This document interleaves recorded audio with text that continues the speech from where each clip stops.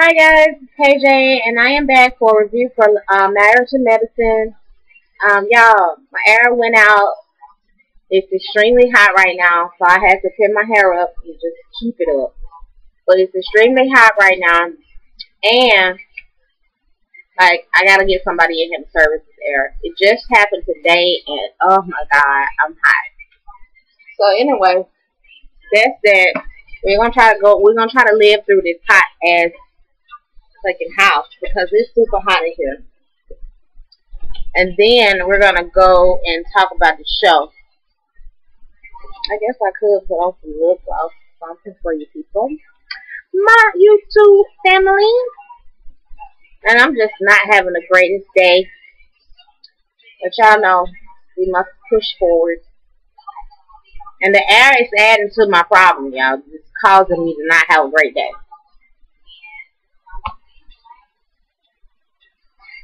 Alright. So I didn't take any notes for this show. Sorry.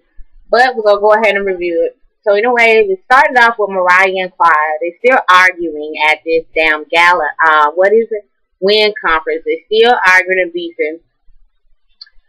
Mariah kind of walking off from the situation. She don't really want to get into it with Quad at this point. She go in the bathroom and talk to Dr. Simone, and she started dogging Quad, calling her a roach.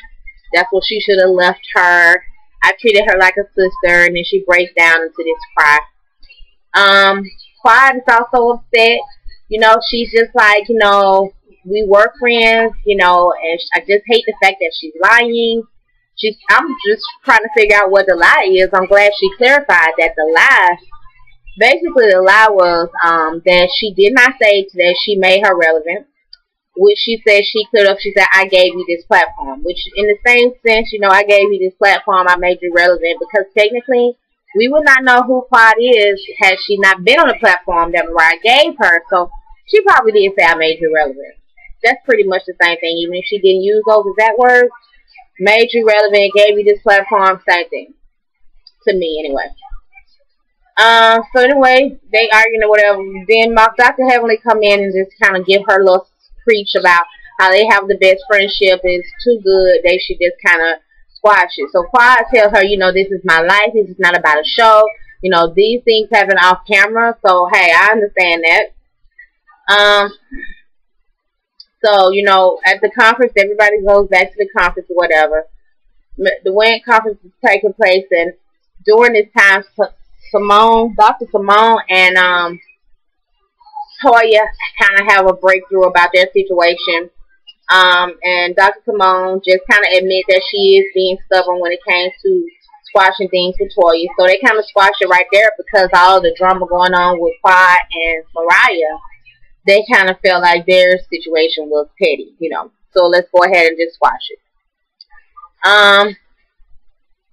So that's that. They let that go. We move on to the next thing was like I said, y'all, I didn't take no notes, so I'm kind of just going with the flow on these things.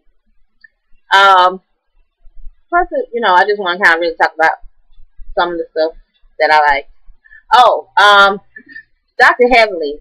They were sitting at the conference talking or whatever, and Dr. Heavenly was like, why was I not invited to this, you know, to be a guest speaker at the conference, like sit on the panel? Because Dr. Jackie is up there. You know how Dr. Heavenly is all got a feelings in her butt about Dr. Jackie for some reason. So she want to go up there, and so she asked Lisa, who is the head of the WIN conference, you know, about being up there. So Lisa was just like, you know, next time. This heifer that got her ass, country bunking ass, up there, and went up there anyway, sat down. So, you know, Lisa noticed, Dr. Jackie noticed, Dr. Simone noticed, Toya noticed. Everybody noticed that this girl is just literally taking her own feet, taking her own place, and ain't said nothing. That's just rude as hell. And Dr. Heavenly was so preachy and know everything. She should have known better, you know. And she did. She got up there. Lisa Nicole kind of just introduced everybody. Dr. Heavenly said what she had to say, passed it on to Dr. Heavenly. And Dr. Heavenly goes on her speech about, you know, she definitely kind of bombarded her way up, but she appreciates, you know, Lisa not being pleasant and keeping her there in the post, throwing her ass off the stage on her ass like she should have done. So, yeah, Dr. Heavenly's crazy. I thought I was going to like her, but I think she's absolutely freaking out of her mind, okay? That's just what I do. Then we move on to scene where Dr. Jackie and Dr. Simone are in the office talking work, and then they start to go back and talk about the what's it called? The WIN conference. And so she was just talking to Dr. Jackie was trying to joke with her about how she was acting with Toya, and she prescribed her a prescription to keep her mouth closed, and all that stuff. So it was pretty funny. They act like really good friends. So I'm glad to see that dynamic with them too. Dr. Simone brings up an adoption situation, a person that she's known. She's over like the adoption agency, so she's going to introduce her to Dr. Jackie so they can actually meet up and get some knowledge for Dr. Jackie about adopting. Even though she hasn't really talked to her husband, Dr. Simone is still in support of her friend, even though she doesn't really think it's the best idea because Dr. Jackie really hasn't put any work down to take care of, to be a full-time mom. So we move on to Lisa Nicole. She's getting ready to go to the doctor for her procedure that she has to have regarding the breast cancer scare. So she's praying with the kids and whatnot. And I think this is a really nice scene, and I really just like their family dynamic and everything. So she and her husband as well, he kind of comes in and gives her some encouraging words, and he's going to the doctor with her. He's also a doctor. So I really did like that they were kind of really a supportive family, and it looks real and authentic. Yep, so she... then we go on to this part is probably the best part of the episode. To make sure I'm not skipping anything. Dr. Jackie had a patient come in that wanted her tubes tied, and Dr. Jackie said that they, as gynecologists, always try to persuade, the parent or mom to continue to have babies. But the girl was just like, I want them tied, I want my tubes tied, I want them cut, I want them burnt. And she was this, she did not, she gave her all her birth control options, and she wanted something permanent. So, that's how it is sometimes, ladies. Once you have so many kids, it's like I'm done. Like I'm done. This is it for me. This is my family, and I'm content and happy with it, and I don't want to have any more. So, hey, I totally agree. But Dr. Jackie was like, I just wish, I would love to be in her shoes. It was a funny skit. You know how they have the little scenes in the middle of the commercials with Dr. Jackie, Dr. Simone, and her husband Cecil, and I think that was really cute. They were talking about he could handle the calls if they were to call in, and she was like, Doctor, I have this awful smell, he was just trying to give advice. So it was a really cute little skit. So we move on to Dr. Jackie. She and Simone are at her home, and they're waiting on the adoption lady to come over and give us some information. So lady comes in from the agency, and she, of course, she already knows Simone. So they start talking about, adoption or whatnot, and how it would be convenient for Dr. Jackie. And so Dr. Jackie is just going over everything. So she starts to break down when she starts talking about, the options where, the daughter may not want to, or necessarily, the child may want to meet her birth mother or father, or, something like that. And that's the hard part for her when it comes to adoption. And then she starts to talk about how, let's see. I forgot what she started to cry about. I have to see. I can tell y'all. She started to talk about the feel of when she delivered a baby and how parents, they kind of just feel the baby, the feel of a baby, and she's just like, she started breaking down because she wants to even have that connection, even with her adopted child. She still wants to have that connection. So the lady from the adoption agency, she was like, that connection is still there. It's definitely, she did have a revelation that, with an adoption situation that, adoptions are not really, well, what do I say? She said something pretty profound.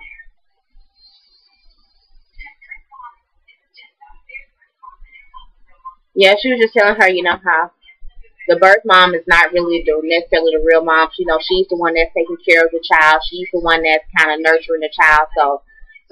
She realized that it was the nurture over nature that creates the connection of mother and child. So, and I agree with that. I mean, I really do think that was profound, and I really do think that that was something that, I agree with, and I definitely did consider adoption at some point, even with my own kids. Like, I just considered it because it's something that, It's just something that was in my heart, you know.